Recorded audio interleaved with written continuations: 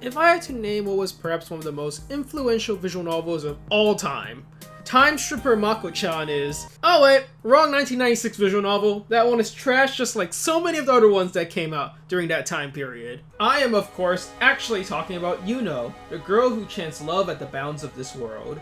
This original story first released back in 1996 about a young man, a mysterious device, and the disappearance of his father ushered in a whole new era for visual novels and was years ahead of its time.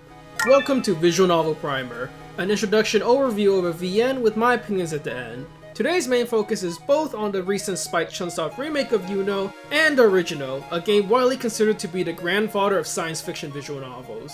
While some people tend to call visual novels adventure games, that is perhaps a more accurate way to describe Yuno. The main question I want to answer this time around is this remake of a story that is over 20 years old still worth playing today? And is this remake better than the universally acclaimed original? Disclaimer as always, the original game was 18 plus with adult scenes, however this remake is technically not, although why emphasize technically you'll see in a bit.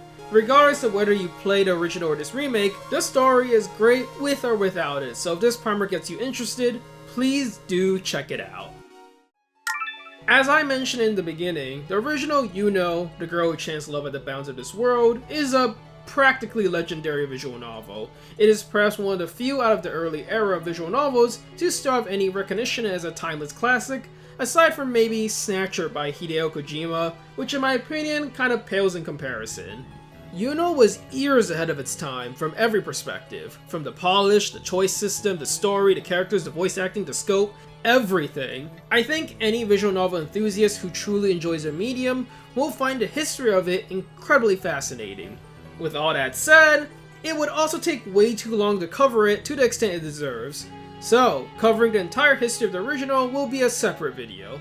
Here's a quick summary for our basic idea though. The original Yuno came out in 1996 on the PC-98, directed and written by the late Kano Hiroyuki, who passed away in 2011. At the time, he was one of the biggest names not just in visual novel, but also in Japanese media as a scenario writer. Yuno was Hiroyuki's magnum opus, the visual novel he sought to create with a budget greater than all of his previous projects. Elf, who financed the game, gave him the freedom to realize whatever idea he had, regardless of time constraint or how popular the idea would even be. Aside from the music, which was done by the late Umemoto Ryu, who coincidentally also passed away in 2011, and the graphics, Hiroyuki pretty much did everything else himself. Scenario writing, game design, programming, advertising, marketing, you name it. Yuno ended up being a ridiculously acclaimed, praised for its wide scope and innovation, cementing its place as one of the classics. English visual novel readers would then have a chance to experience this classic with T.L. Wiki's fan translation in 2011, just a couple of months before Kano Hiroyuki passed away. 6 years after Hiroyuki's passing, and 20 years after it came out, 5PB Games released a Japanese-only remake of Yuno in 2017 on the PS4 and PS Vita, which kept the original script and gameplay, but redesigned the characters, redid the original soundtrack with an option to toggle between them, added a ton of helpful hints and features to basically get rid of the extreme difficulty the original game had, and finally they removed the 18 plus scenes. That said, they pretty much kept everything before and after the scene itself, so story-wise it's practically still there. Finally, that brings us to today, where the remake received an English translation on October 1st, 2019 for PS4, Switch, and yes, Steam. Yuno is quite famous, not just for its multi-route mystery of a story, but for having perhaps one of the craziest flowcharts and gameplay of any visual novel. The goal of Yuno is quite simple.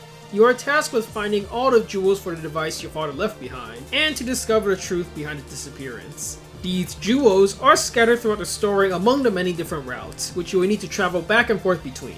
Yuno is indeed a visual novel, but perhaps a more accurate way to describe it is as an old school adventure game. These sorts of games were incredibly popular back in the day, where you interact with objects in the background, talk with people, travel between locations, and find items which you will need later to progress. Some of these games were famous for being ridiculously strict and cryptic. While Yuno isn't the worst of these, it's still plenty hard due to the restrictions imposed on the player, mainly that of the save system. One of Yuno's key features is how the save system is intertwined within the story. The jewels for the reflector that are scattered across the main plot also serve as your save point, so you are limited on saving by how many you currently have, and if you want to retrieve the jewel, you have to load the save point. The original game was fairly difficult in that you only started with 2 jewels, meaning you could only save once, because you needed at least 1 jewel to access the save file system. This pretty much ended up forcing players to run down entire routes, potentially missing items and easily having to restart due to being stuck at a dead end without the required item. Combine this with the fact that you were given no indication of whether the place you went progressed the story or not, if you missed an object, or even if a scene had an object to collect, and you have an adventure game that required plenty of backtracking and replays for a blind player. The remake pretty much trivializes this difficulty with a whole host of helpful features that make the game much more playable to even newcomers to the genre. Here is a list of the quality of life improvements. Rather than starting with 2 jewels, you actually now start the game with 4 jewels, bringing the total you need to collect from 8 to 10.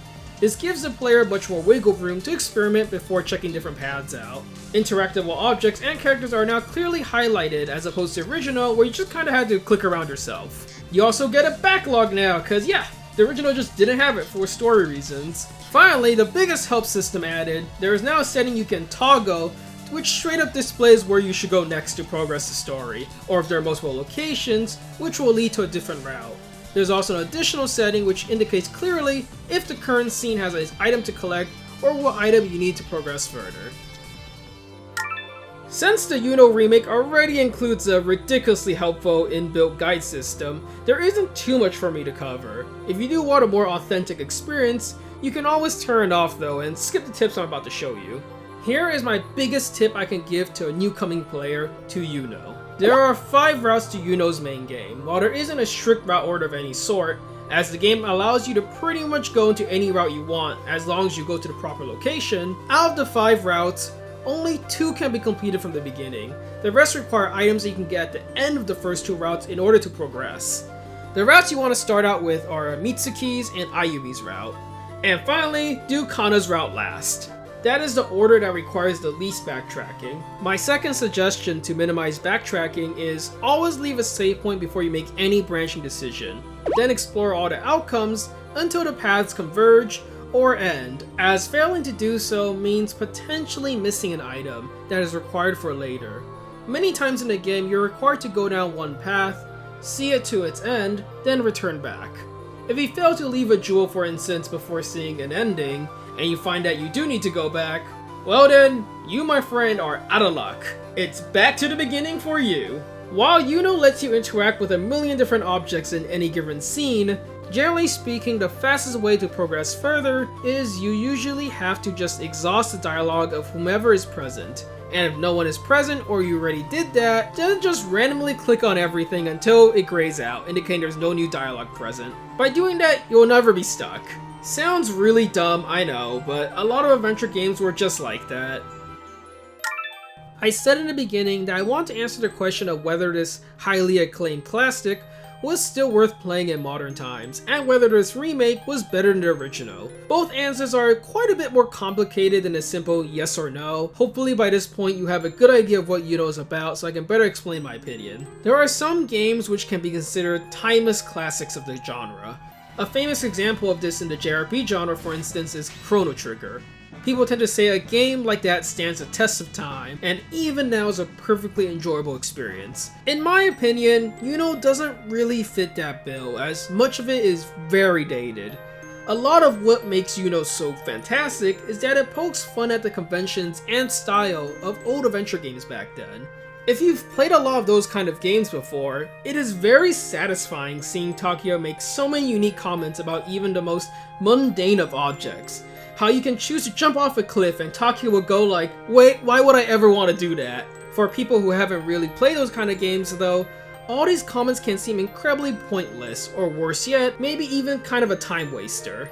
The entire trial and error based gameplay of a classic adventure game honestly isn't for everybody. Even with the great amount of help gives you with the tip setting, it's quite possible to fall into a situation where you have no choice but to run through the entire route again from scratch.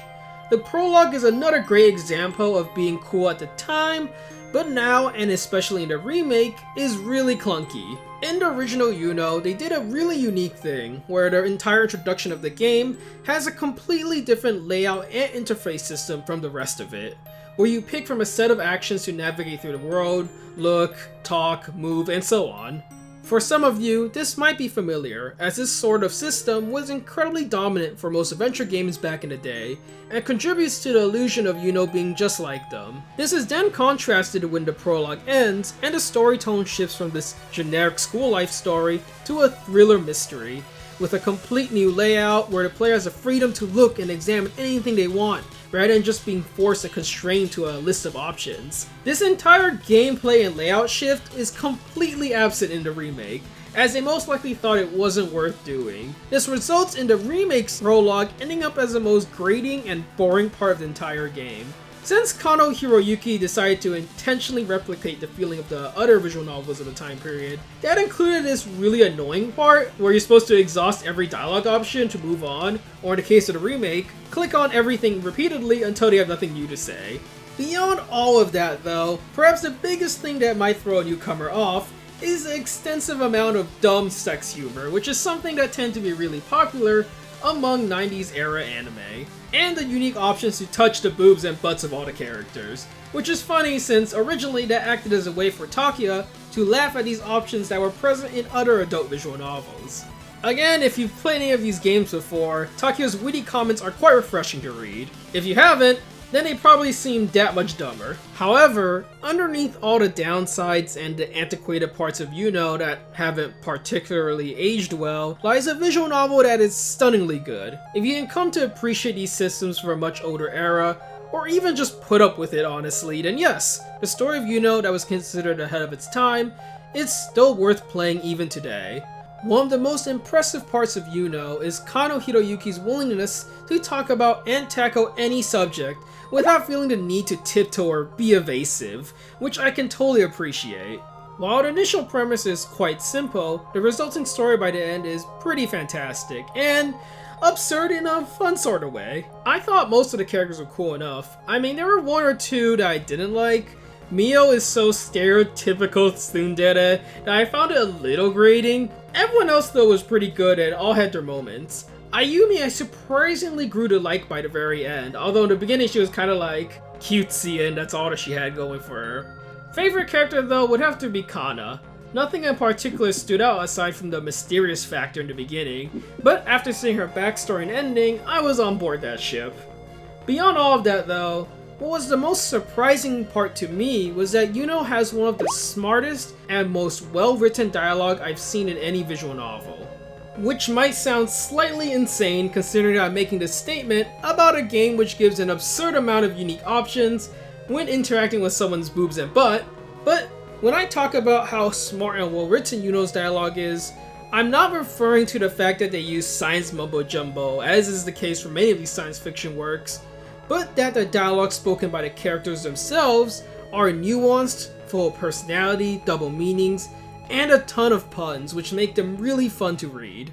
This brings me to the second question I want to answer, of whether you should play this modern remake of Yuno, or stick with the 1990-ish classic version from 20 years ago. I've already laid out a fair bit about the changes made to the remake from the original. A huge consideration I have yet to talk about though is the translation. First, let me state that if you do understand Japanese fluently, I highly recommend playing this game in Japanese regardless of which version you decide to play. While I think the dialogue written by Kano Hiroyuki is incredibly smart and nuanced, a lot of it is lost in translation. The remake does a far worse job though. Some of this is completely the remake's fault, some of it actually isn't.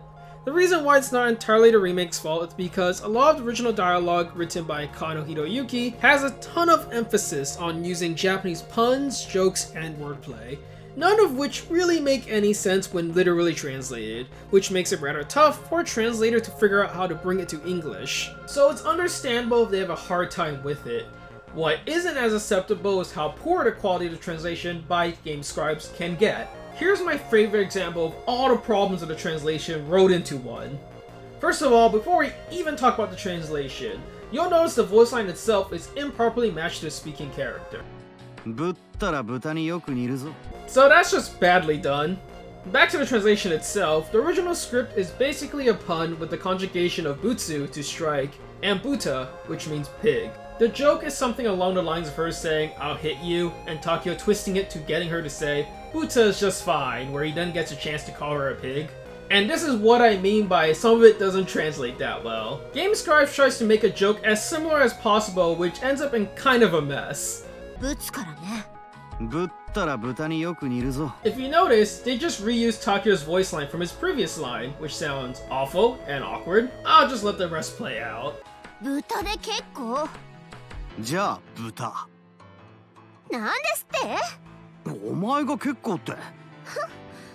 誰が豚と言われて喜ぶのよ。 So yeah, the joke they ended up with sounds incredibly stilted and weird.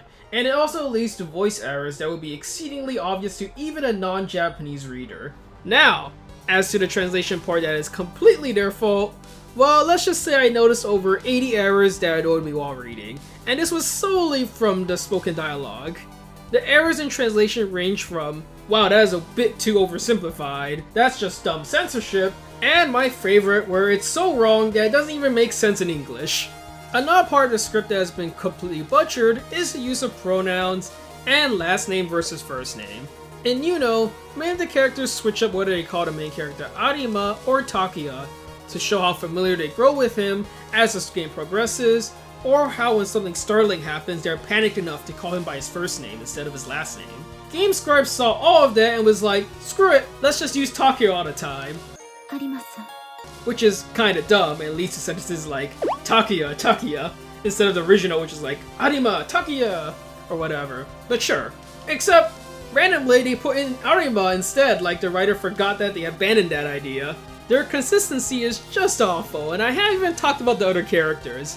My favorite is Ayumi, because the remake craps the bed when it comes to her. Ayumi is the stepmother of Takia.